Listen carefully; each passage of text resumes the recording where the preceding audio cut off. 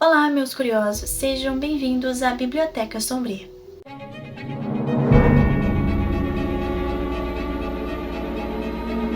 No vídeo de hoje vou te contar a história do assassinato de Albert Anastasia, que aconteceu em 1957. Hoje eu vou te levar para um dos crimes mais chocantes e cinematográficos da história da máfia americana. Um crime que aconteceu em plena luz do dia, dentro de uma barbearia luxuosa em Nova York. O ano era 1957 e a vítima era ninguém menos que Albert Anastasia, conhecido como Lorde Alto da Máfia e o chefe da Murder Inc. e um dos mafiosos mais temidos do século XX. Mas então quem foi Anastasia? E por que alguém tão poderoso acabou emboscado, sentado em uma cadeira de barbeiro? Indefeso? Fica comigo até o final, porque essa história mistura poder, traição, sangue e silêncio, e até hoje nunca foi totalmente resolvida. Então quem era Albert Anastasia? Albert nasceu na Calábria, Itália, em 1902. Veio para os Estados Unidos ainda jovem, fugindo da pobreza, mas encontrou um caminho perigoso. Muito cedo, Anastasia já estava envolvido com gangues do Brooklyn. Ele se destacou não só pela brutalidade, mas pela frieza. Na década de 1930, ele se tornou peça-chave de uma organização sombria chamada Murder Incorporated. Essa era uma espécie de exército clandestino da máfia, responsável por executar contratos, ou seja, matar sob encomenda. Anastasia não era apenas um soldado, ele era um dos líderes. Ele ganhou o apelido de Lord High Executioner, em tradução livre, o Grande Carrasco. Para Anastasia, matar não era pessoal, era apenas um negócio. E esse detalhe o tornava ainda mais temido. Com o tempo, Anastasia foi subindo na hierarquia da máfia. Ele se aproximou de Charles Luke, Luciano e Frank Costello, nomes que praticamente moldaram o crime organizado moderno. Anastasia tinha duas qualidades. Primeiro, ele era leal aos aliados. Segundo, era implacável contra qualquer traidor. No pós-guerra, quando os grandes chefes estavam presos ou exilados, Anastasia viu sua chance. Ele assumiu o controle de uma das famílias mais poderosas da Costa Nostra, a família Mangano, que depois passaria a se chamar Família Gambino. É isso mesmo, a família que ficaria famosa décadas depois por John Gotti e outros chefes já estavam sendo moldadas sob o comando da Anastasia. E os inimigos se formam. Mas como sempre acontece no submundo do crime, quanto mais poder você acumula, mais inimigos aparecem. Anastasia tinha a reputação de ser imprevisível. Diferente de outros mafiosos, ele não seguia tanto o código da máfia.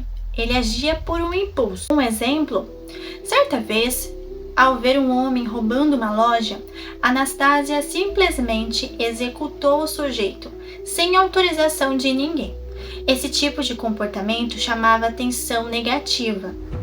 Entre os que começaram a conspirar contra Anastasia estavam dois nomes muito importantes. Vito Genovese e queria assumir o lugar de Frank Costello. E Carlo Gambino, que apesar de aliado, via em Anastasia um obstáculo para seus próprios planos. E então, o dia do crime, dia 25 de outubro de 1957, 7 minutos antes de acontecer. Agora vamos falar para o fatídico dia. Albert Anastasia entra na barbearia do Parque Sheraton Hotel, em Manhattan. Era manhã, ele queria apenas se barbear. Então ele sentou na cadeira, se relaxou e fechou os olhos. Mas enquanto a navalha passava pelo seu rosto, duas figuras encapuzadas entraram calmamente pela porta, sem dizer uma palavra. Eles ergueram as armas e, em questão de segundos, dispararam mais de 10 tiros contra Anastasia, o poderoso chefe da máfia. E então ele tombou da cadeira. Mas aqui vem um detalhe quase cinematográfico. Confuso, Anastasia, mesmo baleado, tentou reagir.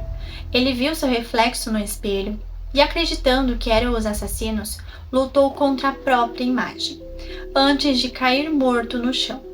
Mas aí que vem a pergunta: quem mandou matar Albert e Anastasia? Essa é a grande questão. A polícia suspeitou de Vito Genovese e de Carlo Gambino. Gambino, inclusive, assumiu a liderança da família logo após a morte. Coincidência? Difícil acreditar, né? Mas a verdade é que nenhum culpado jamais foi oficialmente identificado. Os atiradores nunca foram presos e até hoje o caso permanece sem solução. A morte de Anastasia abriu caminho para uma das fases mais poderosas da família Gambino, sob Carlo Gambino. A família se tornou a mais rica e influente da máfia americana. Ao mesmo tempo, a execução de Anastasia mostrou que, no mundo do crime, ninguém está seguro, nem mesmo um dos homens mais temidos da história. Foi também um aviso silencioso. Na Costa Nostra, traição, impulsividade e poder absoluto sempre acabam cobrando o preço máximo. O corpo de Albert e Anastasia foi velado com luxo, mas também com medo. Muitos mafiosos não compareceram ao funeral, temendo represálias. O homem que controlou a Murden Incorporated morreu de forma brutal, exatamente como viveu. E a barbearia do Parque Sheraton Hotel virou ponto turístico macabro, até ser reformado anos depois. O assassinato de Albert e Anastasia permanece um dos crimes mais icônicos da história da máfia. Uma lembrança sombria de que, na vida do crime, o poder nunca é eterno. E a morte pode vir até quando você está sentado numa simples cadeira de barbeiro. E uma pergunta que agora eu faço para vocês: quem vocês acham que mandou matar Albert e Anastasia? Deixa aqui nos comentários a opinião de vocês. Se você gostaria de mais conteúdos como esse, não se esqueça de deixar aquele like, compartilhar com seus amigos, e se você chegou aqui e ainda não é inscrito no canal, já se inscreva e ative o sininho. Esse foi o conto de hoje e te espero para o próximo caso misterioso.